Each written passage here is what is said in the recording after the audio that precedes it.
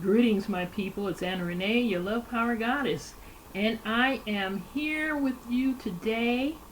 A very gorgeous day. The sun has finally decided to make an appearance in our town in the last 10 days or so.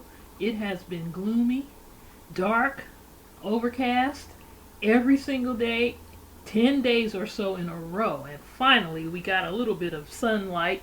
It is pretty much cloudy, but at least we got something. So I am very happy about that.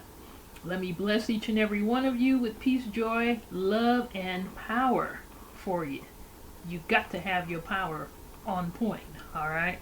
So today I want to do what I've been doing, and that's reading from this astrological book, Ancient Astrological Secrets of the Jews Revealed by Reuven Shamrani.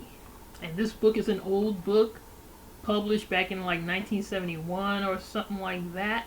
And what I like about this book is that he comes very straight to the point, no fluff, you know. He tells the truth from his perspective as an astrologer back in those days, back in the 70s when he was doing his thing. And he pulls no punches, so he tells what needs to be told, at least from his perspective. And I think that is a necessity when we're talking about archetypes and personality types and that kind of thing. You know, you don't want to be told some fluffy stuff that's not true, because then you don't have a full picture of who you are. And when you find yourself acting certain kinds of ways and you read your astrological chart or whatever, your sign, your sun sign, mostly you're not going to find much out from the sun sign. But when you read it and you see some fluff, then you compare what you read to what your true personality is, at least at that particular point in time, and you be like, and that's what his thing is.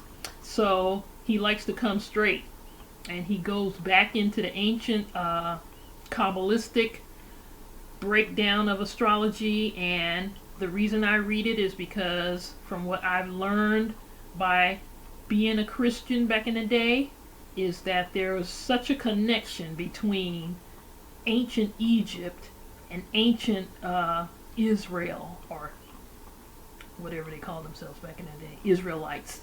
And so for that reason, I think there may be a little bit of something going on, some borrowing of our culture, ancient Egyptian culture, because we know just about everybody and their mama has borrowed from our culture, our ancient culture, and claimed it as their own. So that's why I read it, my people. And so, with that being said, I'm going to go into chapter 6, which is Gemini, the twins, May 22nd through June 21st. And we are in Gemini time right about now, right? Today is the 26th, so it's been like 4 days. We're on the cusp. We're just about into Gemini. So let's read it. Ruling intelligence of this sign: Simeon, strife, dissension. And my people, if you looked at the other readings that I've done from this particular guy, he's he's a little controversial. So I don't know. I haven't read this previously. I haven't read this yet, so I don't know what he's going to say. And if he says anything that's not politically correct, and people, you can't handle what's not politically correct, then I am apologizing beforehand. I don't know what he has written. We will find out. Planetary ruler, Mercury, which is governed by the F.E.A.R, Raphael. Intelligence, volatility, ability to communicate and deal with others, tendency to gossip, flair for mathematics, talent for financial gain. Kabbalistic number 7. The specific qualities endowed or particularly emphasized by each of the sign's decanates are as follows. May 22nd through 31st, inclusive, capacity for abstract thought, but rather impractical. June 1st through the 10th, inclusive, extreme nervousness, moodiness. June 11th through the 21st, inclusive, absent-mindedness, lack of self-discipline. I see the controversy already. The cleavage between old and new systems of astrology is nowhere more evident than in analyses of Gemini traits. Moderns present Gemini as being somewhat baffling, even exasperating, but otherwise charming and appealing. Effervescent and dazzling are words frequently used to keynote Gemini personality in present-day astrological analysis. Excuse me. But the ancients, Kabbalah, Zohar, and other sources paint a far different picture of Gemini. Their portrait is of a sign that connotes and endows strife, conflict, violence, a sign that possesses many destructive seeds which sprout fast. The duality of the sign itself, as seen in its symbol, the twins, would be enough to create many serious problems. However, sign rulership by the volatile, often irrational planet Mercury greatly complicates and compounds the conflicts, contradictions, and dichotomies of Gemini. Mercury bestows extraordinary intellectual powers. Many Gemini natives possess intelligence quotients that soar near and even above the genius level. But both Mercury and its governing F.E.A.R also exert influences that make Gemini thought processes cold, selfish, and calculating. Gemini may be torn asunder inwardly by an innate duality of nature, but the rest of the world is all fair game for the third sign natives. It exists only to satisfy the desires of Gemini, whatever they may be at any given mercurial moment. The more extreme examples of Gemini natives can truly be said to have no feelings or emotions at all outside themselves. They are glacially detached, analytic, seeking only that which is best and most advantageous for themselves. Of course, Geminis are capable of making great shows of feelings and emotions. These shows are highly convincing, for almost every Gemini is gifted with dramatic talent and often with considerable flair for pretense, deceit, guile. Present-day statistics bear out the theories of the ancient astrologers. The percentage of Gemini born among convicted swindlers, confidence tricksters, counterfeiters, and forgers is almost double that of persons born under any other sign. But you know what, my mom ain't like that. My mom is a Gemini. She's cool. I never, in all the years that I've known her, have I ever spotted anything like that in her personality. Most of our contemporary popularizers of astrology conveniently ignore or skirt wide around such data, just as precious few ever mention the natural cruelty so frequently found in Gemini. It's safe to assume their motives are pecuniary, arising from the fear that unpleasant truths may sell fewer books. Yeah. Oh my goodness. Hebrew astrology recognizes the mental, emotional, and sometimes physical cruelty innate in more than a few natives of the third sign. Whatever form it takes, Gemini cruelty is cold and premeditated. Excuse me. The sort that derives satisfaction from making and watching others squirm. The most probable reason for this is that ever-divided Gemini is heavily burdened by consciousness of the duality of self and required reassurance of superiority, which may be obtained through manipulating and hurting others. Geminis are likely to be self-centered, preoccupied with themselves, Granted, they make constant efforts at self-analysis, but the average third sign native seldom comes to honest and objective conclusions about himself. It's everyone else's who is wrong and at fault. Gemini likes to think of himself as blameless in any situation, regardless of the true circumstances. When they have done something wrong, many Geminis resort to the excuse that they are the victims of circumstances. It is difficult for them to admit error, and they are usually quick to claim credit. So much for the negative qualities often bestowed by the third sign of the zodiac, and on to some of the more prominent positive traits it bestows. Gemini natives do have intelligence of a high order, and they do have personalities that attract, even enchant. The influence of the ruling planet, Mercury, and its F.E.A.R adds several more dimensions. A rare ability to communicate and to handle people being among them. They also give third sign natives a head for figures, but not in the same way that Taurians have a flair for arithmetic and mathematics. Geminis are much more likely to be abstract mathematicians, people who can grasp and analyze the most complex formulas and theories. Finally, there is the Gemini gift for making money. Jay Gould was Gemini, for example. This money-spinning talent is evident even when third sign folks essay careers in creative and artistic fields, as witnessed by Terence Rattigan, richest of all the playwrights, and Bob Hope, wealthiest of all the comedians. You, the individual, it's probable, very probable, that you are proud of your versatility and adaptability. But are there many moments in your life when you feel serene, peaceful, content? You probably think of yourself as a highly emotional person. However, this is a fallacy, for your Gemini unrest and absence. I'm sorry, my people. This guy is too much.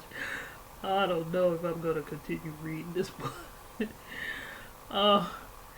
You probably think of yourself as a highly emotional person.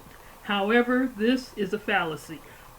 For your Gemini unrest and absence of inner calm and repose have intellectual rather than emotional origins. You have a hyper-analytical nature and are driven by a desire, a need to find and understand the reasons for and behind everything. You carry your analysis to absurd extremes, and still they are never fully satisfactory. Doubts and questions always remain in your mind, and these are unsettling, making you high-strung, nervous, and irritable. It's hardly unknown for you to take your nervousness and irritability out on those around you. In such instances, it is always easier to ascribe your irritation to emotional upset, or chalk it off to the vagaries of a highly emotional nature. This would not be so bad were it not for the Gemini tendency to make others feel just as badly, or even worse, whenever Gemini is out of sorts. Then there are the occasions when you deliberately set out to make someone else's life miserable, out of pique, vexation, or just plain boredom. The astounding thing is that you Geminis get away with it often and regularly. People put up with you and your caprices and tantrums. Much of the reason for this can be found in your personality. You may be bored often yourself, but you seldom bore anyone else. You are intelligent, witty, and the best conversationalist in the zodiac. People find Geminis fascinating. Look to them whenever they are faced with problems of a particularly puzzling nature, and are awed by the alertness and accuracy of the third sign minds. Third sign natives are versatile and adaptable. They have the potential for accomplishing many things, often just about anything and everything they might desire. If and when they fail, it's generally due to one or another of these Gemini shortcomings. 1. Inconsistency. Gemini is volatile and changeable, a person of rapidly shifting ideas, decisions, and loyalties. 2. Lack of perseverance. People born under the third sign often find it difficult, if not impossible, to remain on any one track for any considerable period of time. 3. Superficiality. The archetypal Gemini has no real interest or concern for anyone or anything but himself. Demonstrations of loyalty, affection, devotion, and similar emotions are shallow and made only as self-serving gestures. Eventually, of course, the sham is revealed. Many Gemini natives are gossips, scandal mongers, and troublemakers. They appear to take delight in spreading tales, not perhaps out-and-out lies, but certainly savage distortions of the truth, which will pit one person or faction against another. Such third sign folk consider this sort of thing fascinating and exhilarating, a kind of ultimate chess game through which they can prove their superiority of mind. And it must be added, they derive pleasure from observing the unhappy results of their mischief. If you were born under the third sign, you are well advised to make searching self-examination and inventory and determine where you stand in relation to the rest of the world. Some of you Geminis do this early in life. Realize that you have been endowed with many negative traits and make completely successful efforts to correct or eliminate them. Others learn the hard, painful way, suffering many major disappointments before finally realizing they have serious flaws and faults in their nature. Yet others never learn and simply become more moody, irritable, and disagreeable. These people usually end as frustrated, thwarted individuals, utter failures in everything, grimly clinging to the rationalization that they are right and superior, and all the bad that has happened is the fault of others or of the world at large. Remember the cruelty and destructiveness that Kabbalah and Zohar show as being inherent in Gemini eventually turn inward, wreaking the greatest final damage in the third sign individual. The choice of path is yours, Gemini, and for once, make the right constructive choice and stay with it. Make the most of mind power. The Jewish people of antiquity viewed Gemini intellectual power with a mixture of respectful awe and fearful suspicion. The head, twin sword blades. The heart, a barren rock. There might be considerable question about the last half of that statement, for it cannot possibly apply to all or even a majority. However, one cannot dispute the first portion, for the keenness of Gemini intellect is celebrated, even though it is often twin-bladed and capable of cutting in two directions simultaneously. You Gemini folk operate on the mental plane, and you are often brilliant. You are the logicians and the interpreters of abstract thought. Your powers of analysis are formidable. Nervous and high-strung though you may be, the chances are better than excellent that beneath it all, you're always able to think coolly. There are seldom any emotional convulsions so severe that they impair your ability to think in an objective, detached, and logical way. Actually, there is very little in life that Gemini could not accomplish through mind power, if it weren't for some other third sign qualities that intrude and interfere. Changeability and superficiality are among the foremost of these. You observe a situation, grasp the gist, and make an analysis of it.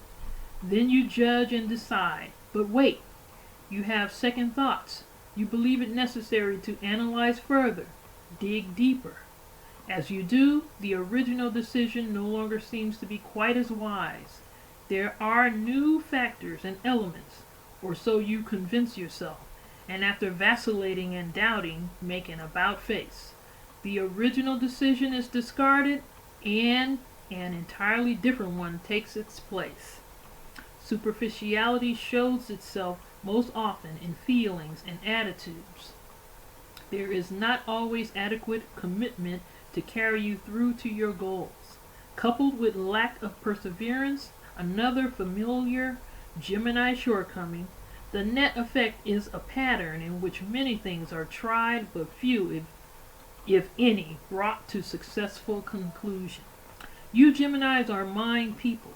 You possess immense power of mind and intellect. In order to achieve and accomplish constructive ends, you must always strive to harness and discipline that power, channel it into constructive effort, and hold it on course. Interacting with others.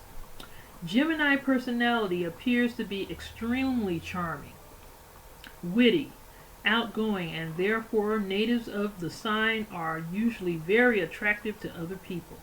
However, Gemini duality asserts itself strongly in this area. Beneath their scintillating exteriors, third sign personalities are characterized by the far different traits implicit in the sign's Kabbalistic number 7. The significance of 7 was noted as far back as 2500 BC in Sumeria. There are 54 references to the meanings and import of 7 in the book of Revelations.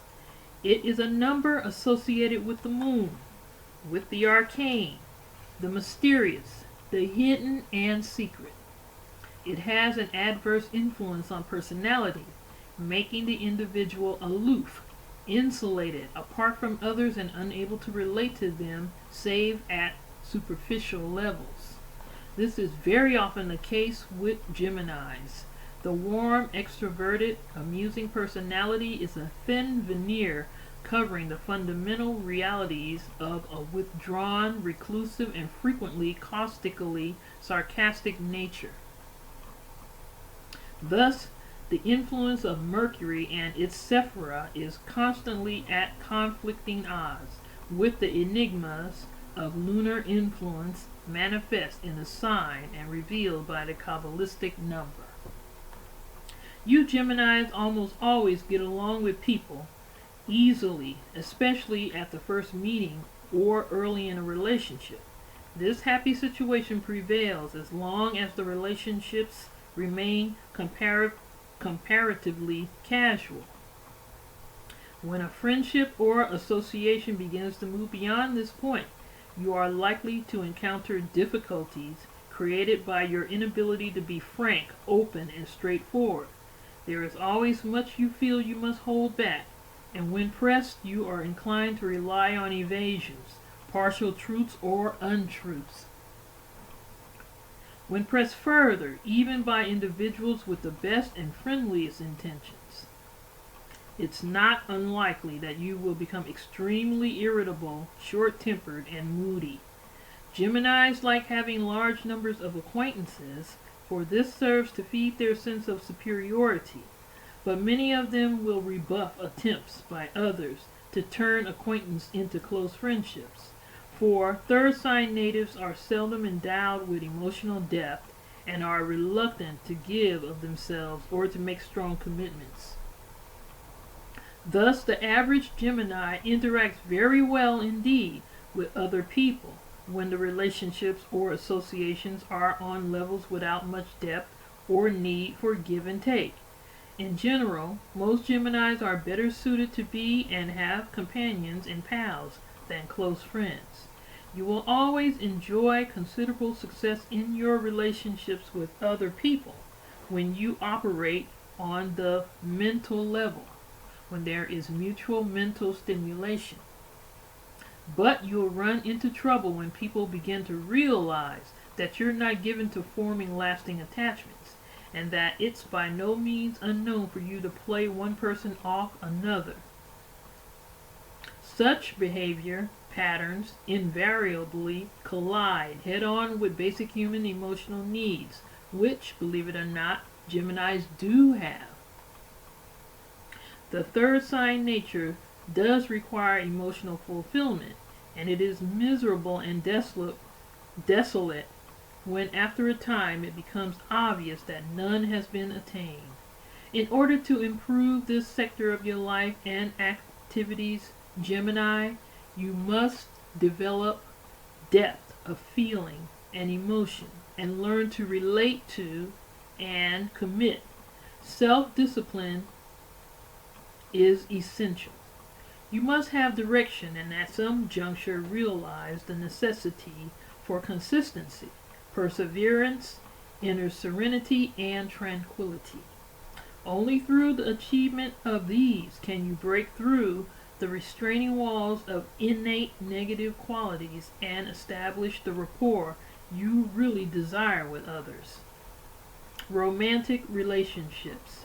The strange play of lunar influence in the third sign manifests itself very strongly in love, romance, and marriage sectors. All original sources emanating from monogamous cultures agree that Geminis have a strong tendency to engage in multiple romantic relationships and even commit bigamy, polygamy, and polyandry when these are forbidden by laws and or mores. Modern astrologers soft pedal this facet of Gemini nature, or at most ascribe it to the duality of the sign. The ancients went much further, declaring that the causative personality factor was downright duplicity rather than simply duality. Commentaries on Kabbalah and Zohar warn of the fickleness and inconstancy found in the third sign, as shown by the moon-related trait of Gemini's Kabbalistic number 7. It is said that Gemini attitudes towards love and sex are unemotional, without affection or regard for whatever may be the prevailing standard or morals. Gemini bestows a powerful sex drive and a highly erotic temperament. Natives of the sign tend to be promiscuous, experimenters, and extremely selfish. They have little concern or regard for the wishes or welfare of their partners. Incidentally, there is widespread agreement among students of Hebrew astrology that the natural cruelty of Gemini often manifests itself in the sexual sphere. Many persons born during the May 22nd, June 21st period appears to have sadistic or sadomasochistic tendencies. You, Gemini, will indulge in numberless affairs and adventures, but for the most part, you will shun meaningful romantic involvement wherever possible. You are reluctant to give of yourself and want no limitations or restrictions placed on you, unless, of course, there is prospect of personal gain. Then you'll put on a most convincing display of affection and emotional involvement.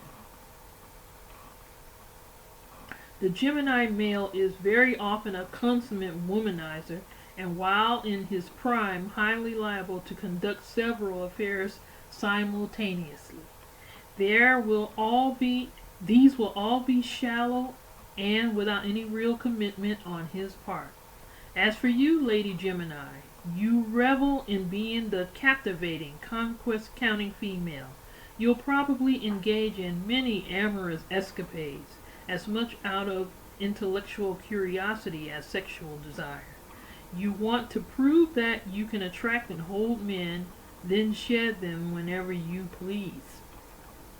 You're frequently the type of woman who delights in being a heartbreaker and in making your lovers suffer emotional torment. It is difficult for Geminis of both sexes to change their behavior patterns after marriage. They are not noted for being the most faithful and loyal of mates. Their nervousness, impatience, and irritability are all qualities that create frictions in marital situations. You Gemini males will marry for various reasons, ranging from a momentary urge to settle down all the way to a belief that you have finally met an ideal woman. But you will not be good husbands, save perhaps on an intellectual level. If your marriage is to have any chance for success, It must be with a female whom you consider your mental equal and who can keep you interested and stimulated. If your wife fails, you are likely to make her the victim of your biting sarcasm, even while you engage in one extramarital affair after another.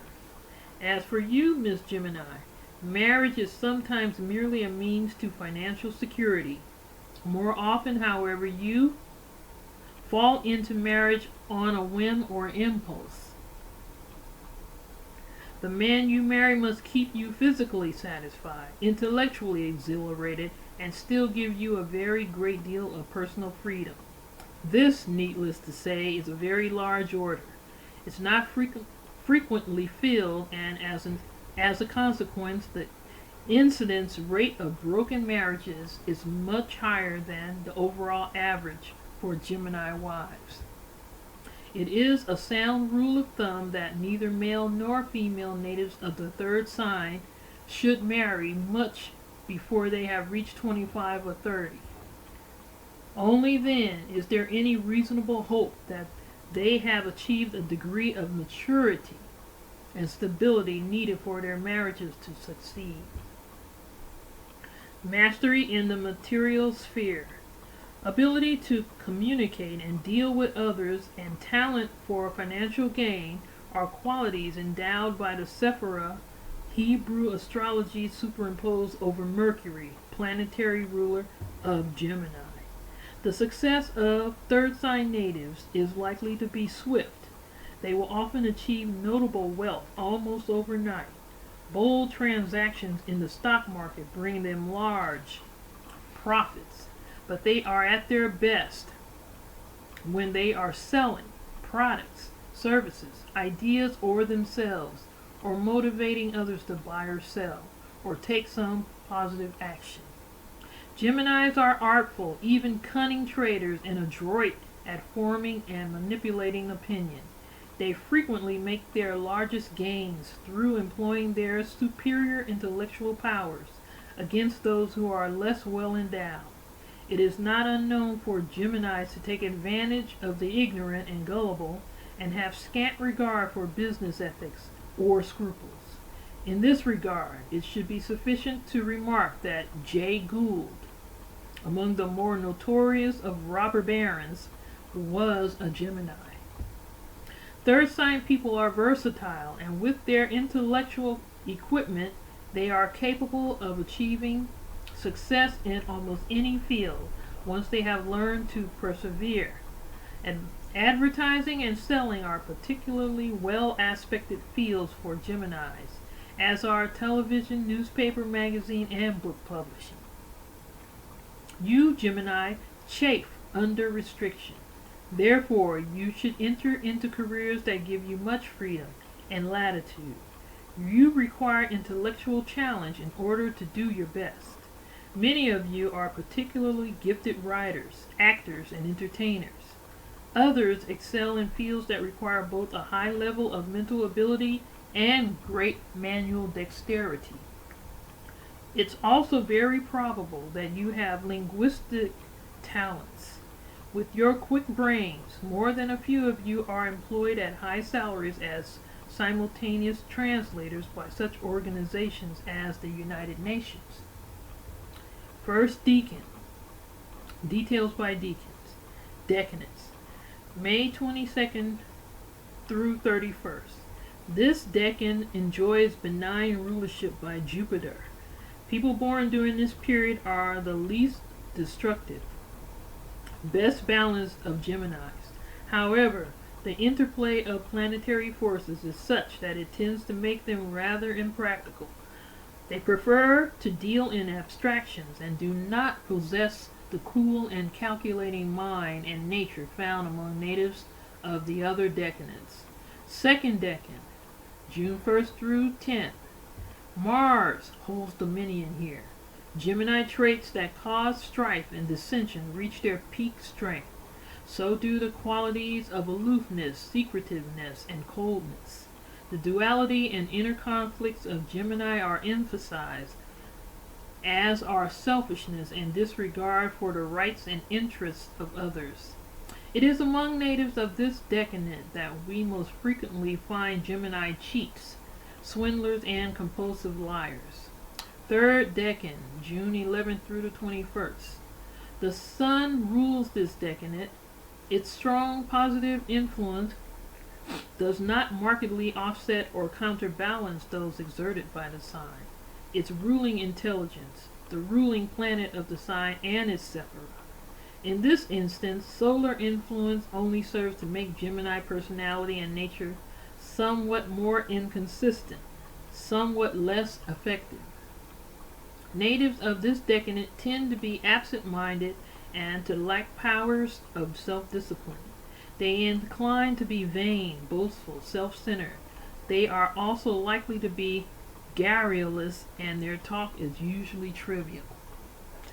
Okay, my people, I have just read Gemini as read or described by astrologer Reuven Shamrani, author of Ancient Astrological Secrets of the Jews Revealed.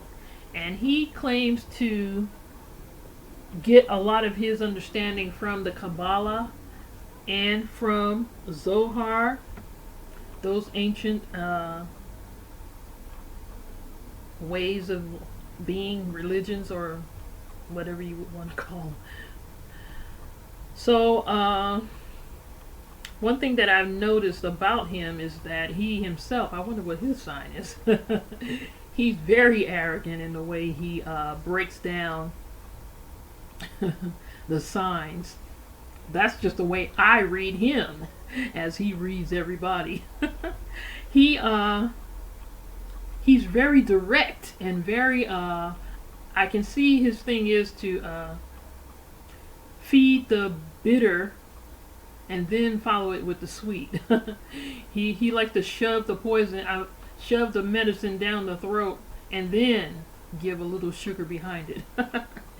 He likes giving the harshness, and he's very harsh with his breakdown, is what I have determined about him. And if I should want to read him, okay, I would say that he could have delivered what he's saying in less of a harsh, cold, biting way. He has a tendency to just to toss it up against the brick wall. It's like you're running into brick walls when you listen to his descriptions.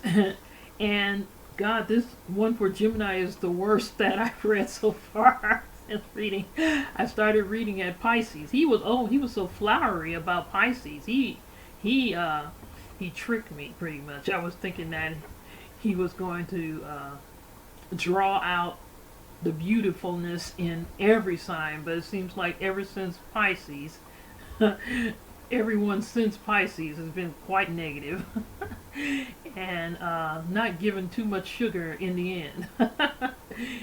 He seems to give like a tablespoon of medicine and maybe a fourth a tablespoon of sugar behind it. But I still read it because I feel that sometimes we do need to sort of get it hard, straight with no chaser, just to wake us up. Because you know, usually when someone says something that pisses you off, then you're awoke. You have just waken up. And sometimes when you're awake, you can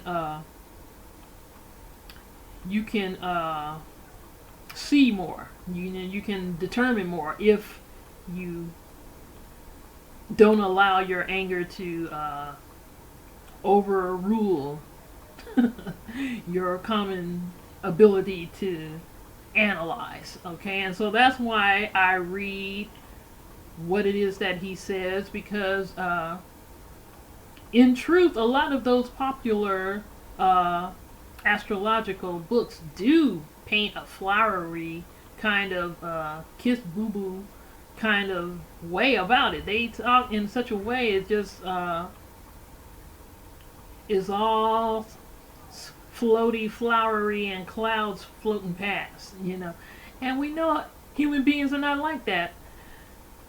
for the most part, because if they were, then this world wouldn't be the place that it is right now with all kinds of things going on, would it?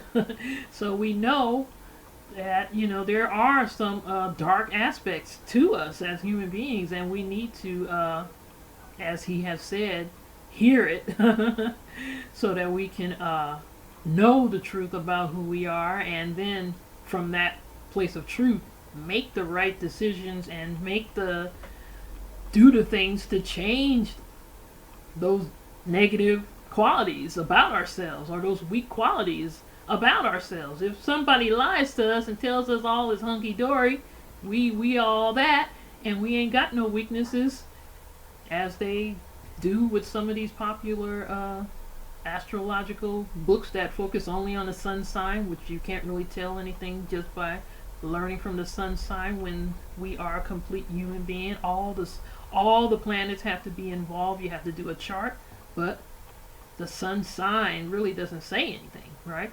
And they use this, and people come away with a false sense of the truth of their sign and the truth of the possibilities of those qualities, those negative qualities that maybe they're not paying attention to. Maybe they're in the back of their mind. They're not in their. They're in the subconscious. You know. Well, we got to bring this stuff up to the conscious mind so that we can work with it and deal with it. And that, my people, is why I continue to read astrologer Reuven Shamrani's book. Okay, to us. Now, please, my people, this is just one man, and I don't even know if he's still with us in the land of the living. This book was published 45 years ago, 1970, 1971. Okay, so you know what?